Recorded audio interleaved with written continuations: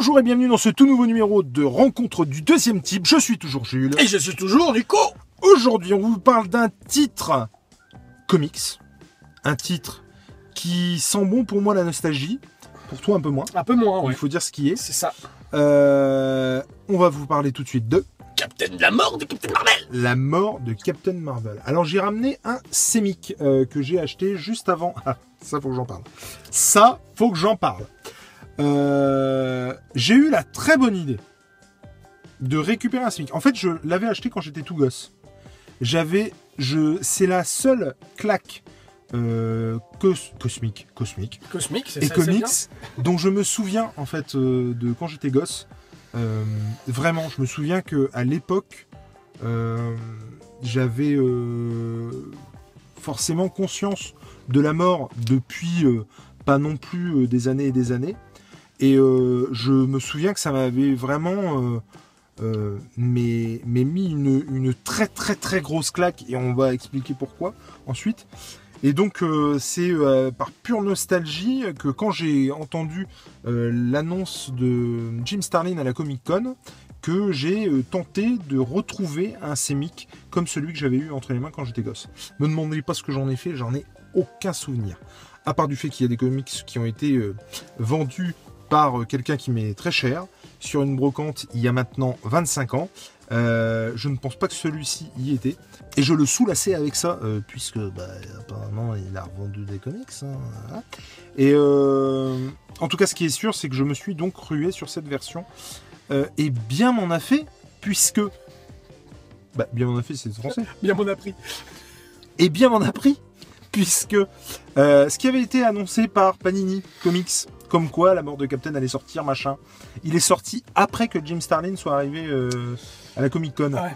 Je crois que c'était la Comic Con était en octobre, et il me semble que le truc est sorti. Ah non, moi je crois qu'il est sorti en janvier. En janvier encore pire. J'espère ne pas dire de conneries. En tout cas, assurément après la venue de Starlin, ce que je trouvais absolument extraordinaire. Une bourre de Panini. Alors là.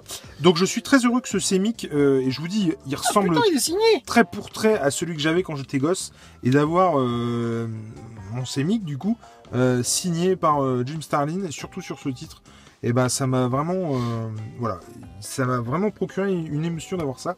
Et je suis pas plus émotif que ça de signature de qui que ce soit sur mes bouquins, mais celle-là particulièrement, vraiment c'est un pan de mon enfance. Voilà, c'est un pan de mon enfance, ce comics, et comme Futur Imparfait d'ailleurs, qui est vraiment une autre claque que j'ai pu avoir, mais pas du tout de la même grandeur. Bref, voilà, l'intro étant faite, donc j'ai chopé ça. Je t'en ai...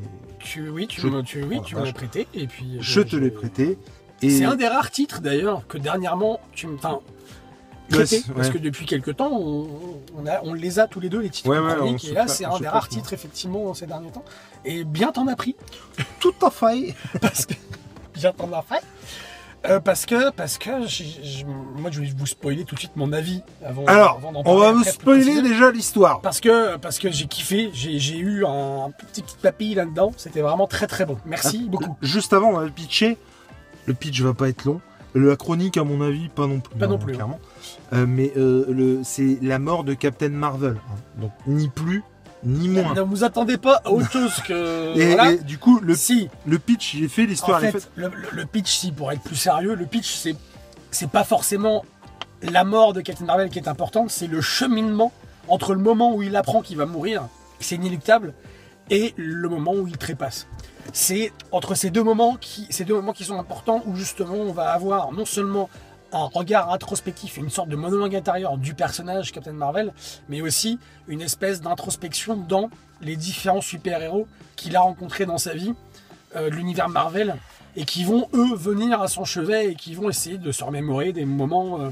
Alors, je suis pas forcément tout à fait d'accord avec toi, parce que je trouve que c'est pas une très très grosse partie du truc, ça. Ah, moi, j'ai trouvé quand même. Moi, ça m'a marqué plus. La claque, en l'occurrence, et je me souviens qu'elle résonne encore comme ça pour moi, gosse, c'est que quand tu lis La mort de Captain Marvel, tu sais que c'est ce que tu vas trouver dedans.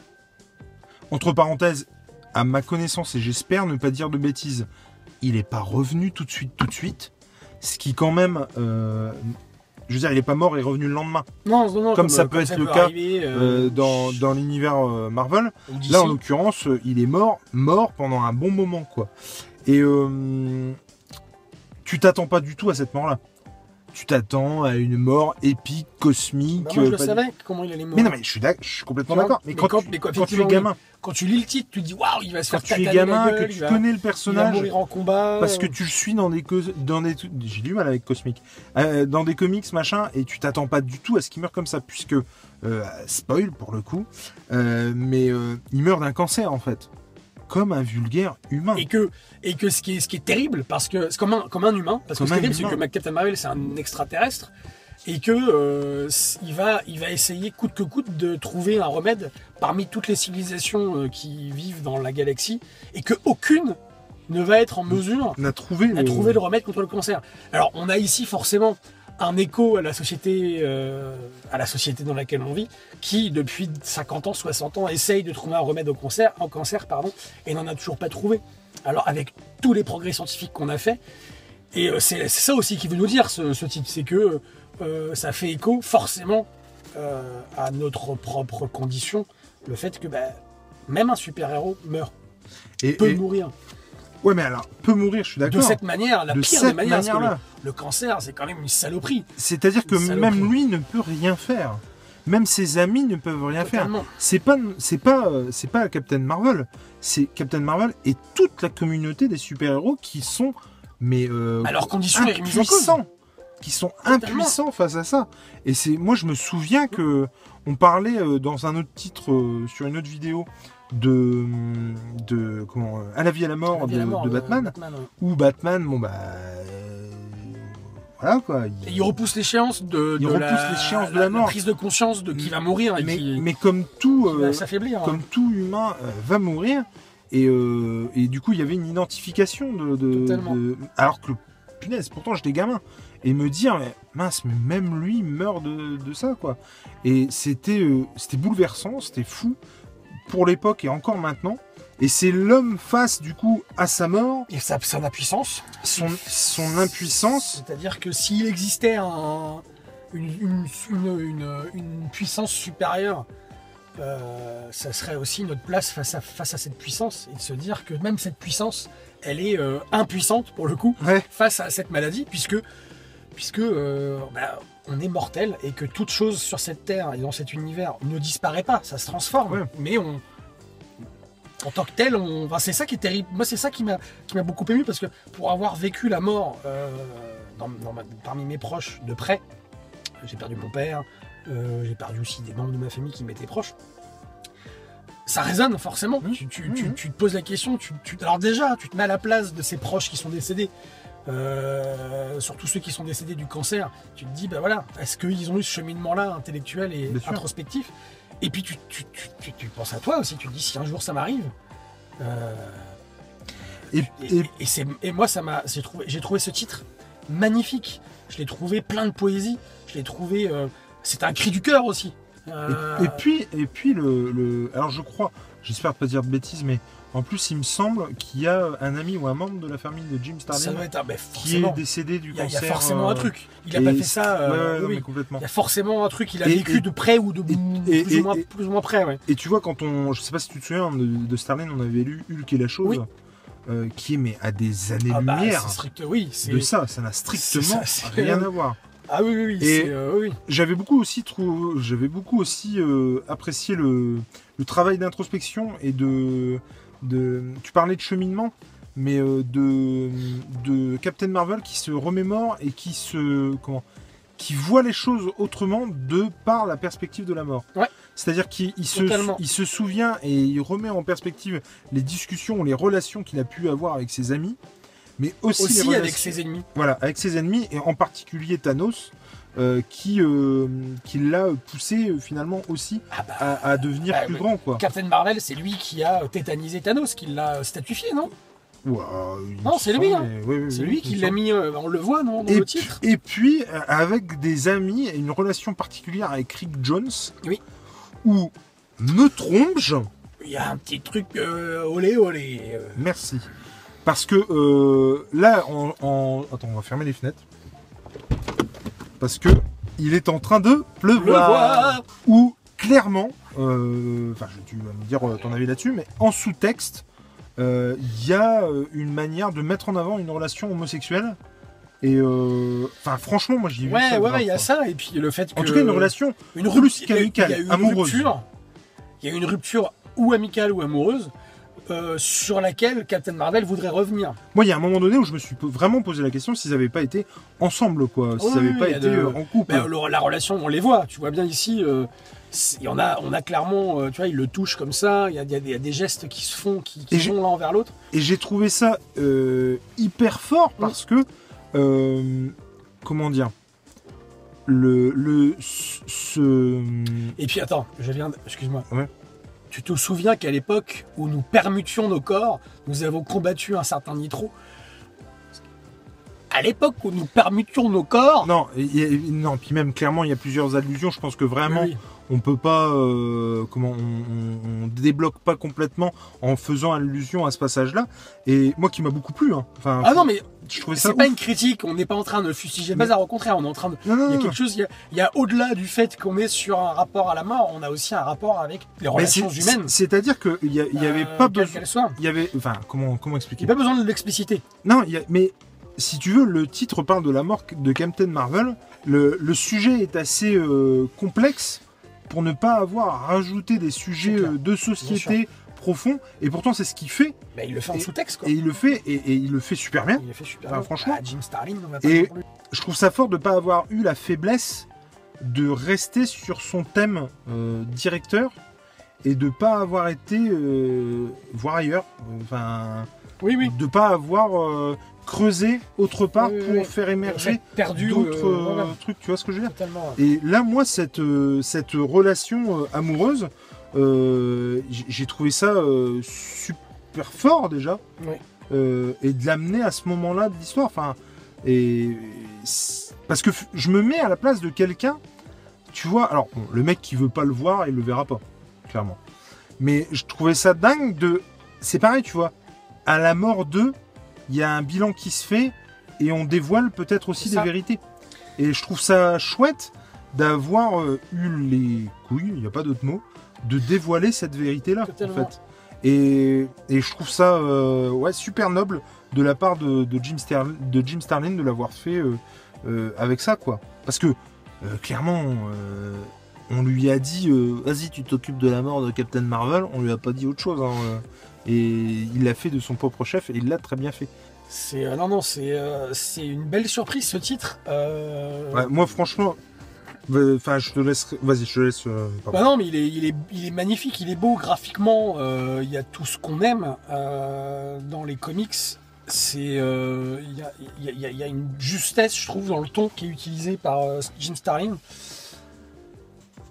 Oui, on a un accent forcément scénaristique, un ton qui est typique des années 80 dans les comics. Voilà, c'est très naïf, comme on a l'habitude de le dire dans les comics de cette époque. Mais c'est aussi ce qui fait sa force, c'est qu'il n'y a pas de fioriture.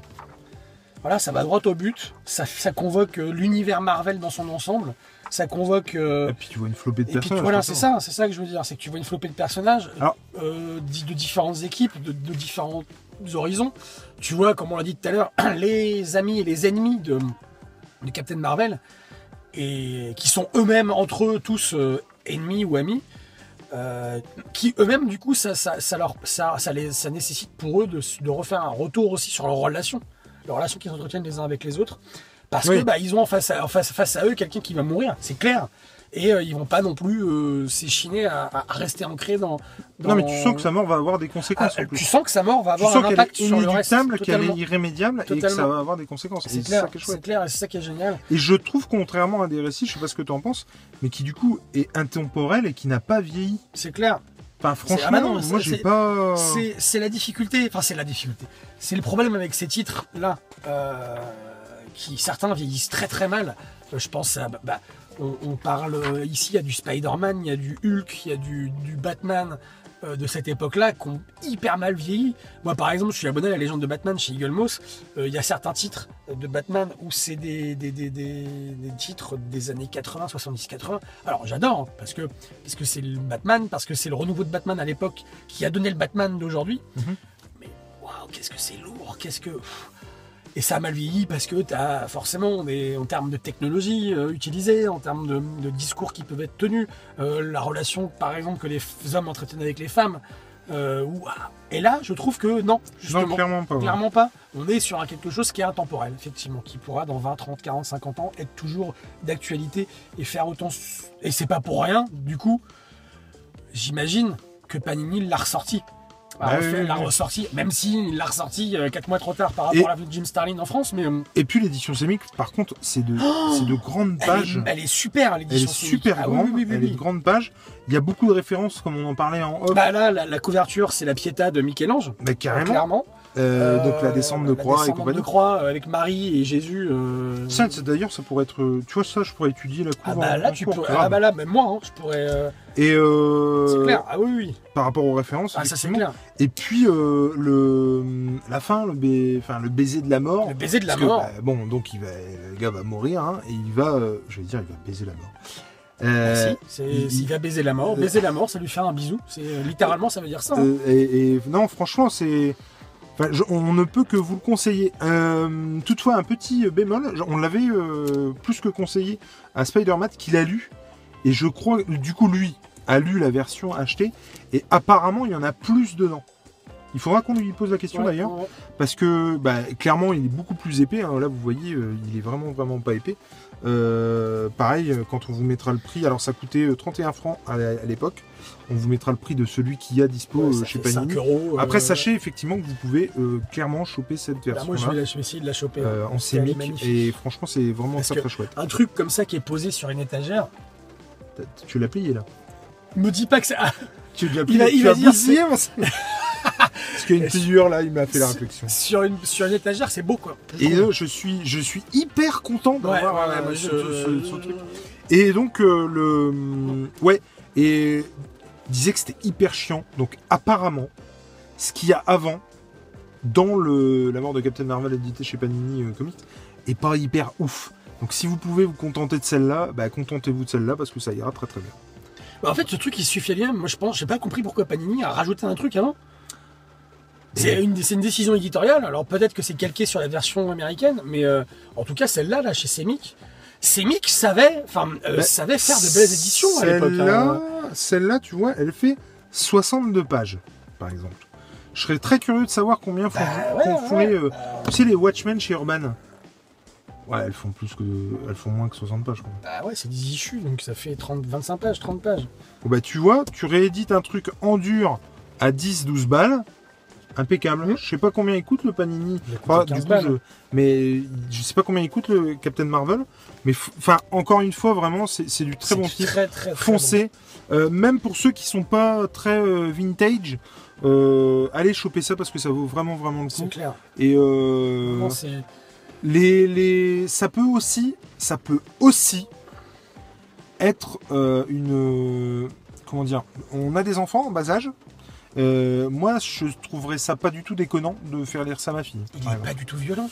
Il n'est pas du tout violent, physiquement ou psychologiquement, il n'est pas du tout violent. Par rapport à la mort, mais c'est une bonne entrée. Se poser des questions carrément. Justement sur la mort. Totalement d'accord. C'est vraiment vraiment pas mal. Donc foncez sur ce titre. Et moi, comme vous le savez, on a réussi. Enfin, Jules a réussi le tour de force à me faire aimer l'univers Marvel, duquel je n'étais pas du tout fan au début de cette chaîne. Et ce titre contribue justement à me donner envie d'en lire beaucoup plus chez Marvel.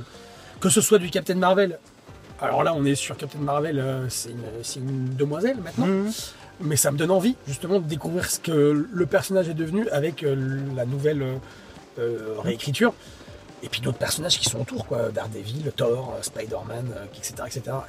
Et c'est génial. Je trouve que c'est un titre qu'il faut lire parce qu'il se suffit lui-même. Il n'y a pas besoin de savoir pour connaître sur le personnage et sur les personnages Marvel. Ça suffit à lui-même. Un peu comme ce qu'on disait dans une autre vidéo sur Batman à la vie et à la mort. On est vraiment dans un truc. ça aurait pu aussi clore une histoire. Après, on n'en parle plus. Puis, il y a vraiment beaucoup de... Ouais. C'est injuste, mais c'est comme ça, quoi. La vie, c'est ça aussi. La vie est injuste. La vie est Dans injuste. l'absolu. On aimerait bien... Non, mais on aimerait bien être immortel. Bien sûr. On aimerait bien vivre à l'infini et voir ses proches autour de soi pareil. Mais si on creuse un peu, on se rend compte que c'est bien comme c'est. Je sais pas si tu vois ce que je veux dire.